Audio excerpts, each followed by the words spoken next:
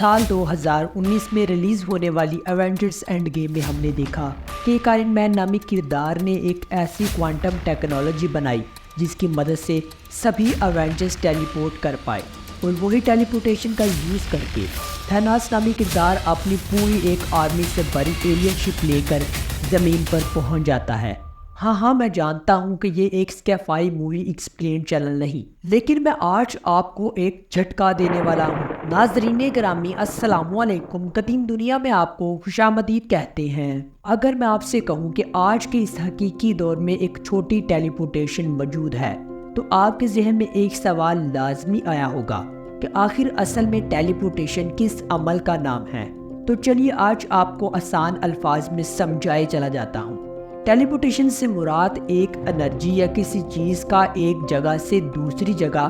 بغیر وقت کی قید سے، یعنی ایک چٹکی میں پہنچ جانا، چاہے ان کے درمیان فاصلہ کروڑوں میل کا ہی کیوں نہ ہو۔ تو چلیے آج کی اس ویڈیو میں ہم جانیں گے کہ کیا ٹیلی پورٹیشن واقعی میں ممکن ہے، کہ کیا انسانوں کو ایک جگہ سے دوسری جگہ ٹیلی پورٹ کیا جا سکتا ہے، اور آج تک یہ جانے والی ٹیلی پورٹیشن میں اس کے ممکن ہونے کے ثبوتوں کے بارے میں بات کریں گے۔ ٹیلی پورٹیشن پر 3 بڑے نام ریسرچ کر رہے تھے۔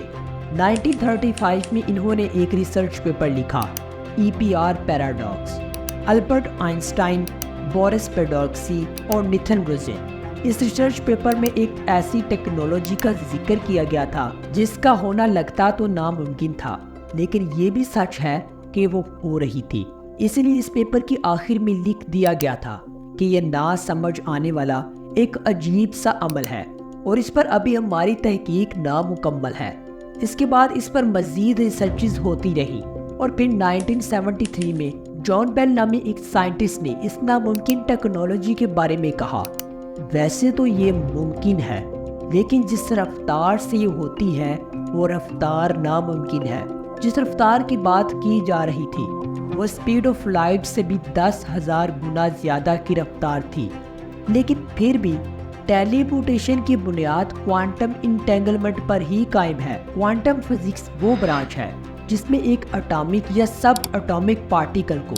جو کہ انتہائی چھوٹے ذروں پر مشتمل ہوتے ہیں، ان کے موشن کو اسٹڈی کیا جاتا ہے، اور کوانٹم کا ہی ایک موضوع کوانٹم انٹینگلمنٹ کہلاتا ہے،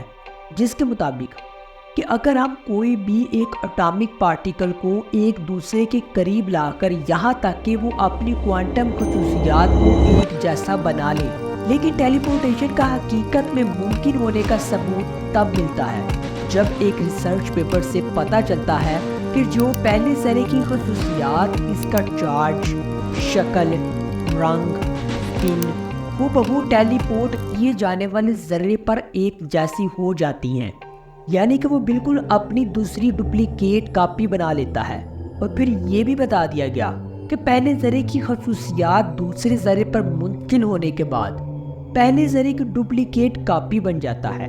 اور تب اگر پہلے ذرے کو ختم بھی کر دیا جائے تب بھی ذرہ اس کی ڈپلیکیٹ کاپی موجود اور قائم رہے گی۔ اور پھر آخر کار جان بیل کے پیش کیے گئے نظریے کے 42 سال بعد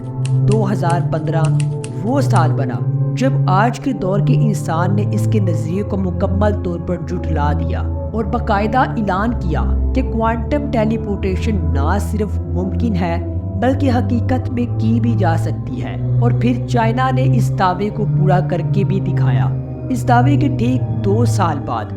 16 جون 2017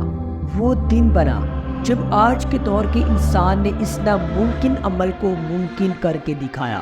جب ایک فوٹون کو زمین سے 500 کلومیٹر سے زیادہ دور ایک سیٹلائٹ پر ٹیلی پورٹ کیا گیا۔ اس کامیاب تجربے کے بعد کئی مختلف نظریوں کے تجربات میں تیزی آ گئی، اور پھر کچھ عرصے بعد جرمنی کی ایک ہائیڈلبرگ یونیورسٹی میں ایک تجربہ کیا گیا جس میں انہوں نے 100 ملین روبیڈیم ایٹمز کو آدھے میٹر کی دوری پر ٹیلی پورٹ کیا۔ یہ وہ کامیاب تجربات تھے جو کہ اس دور میں ٹیلی پورٹیشن ہونے کے جیتے جاگتے ثبوت تھے۔ اور رہی بات انسانوں کو ٹیلی پورٹ کرنے کی، اس کا جواب جاننے سے پہلے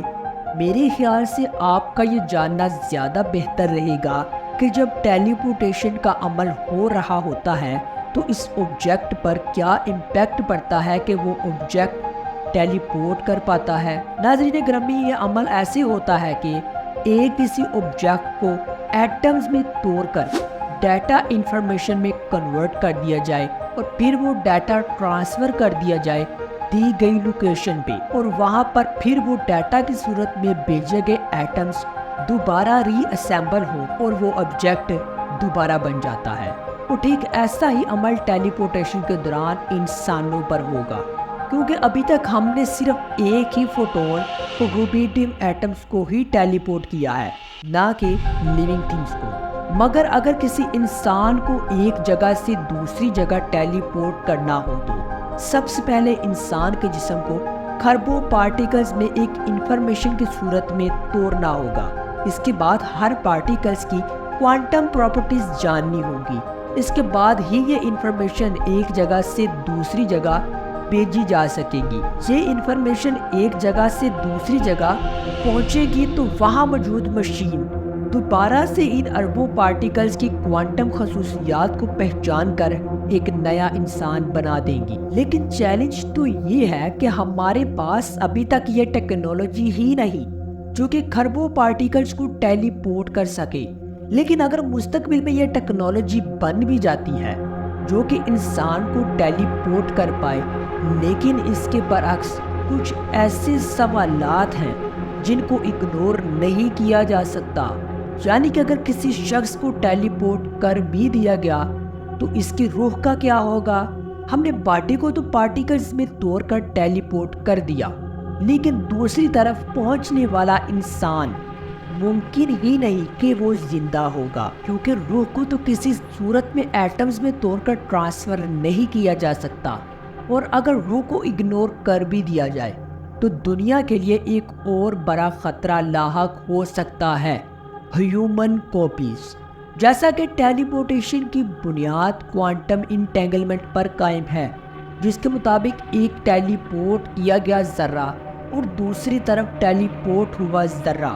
پہلے ذرے کی ڈپلیکیٹ کاپی بن جاتا ہے، جس سے یہ صاف ظاہر ہے کہ انسان مستقبل میں اپنی ڈپلیکیٹ کاپی بنا سکتا ہے۔ اور یہ عمل ایسا ہی ہے جیسا کہ کسی کمپیوٹر سے ایک فائل کو کاپی کر کے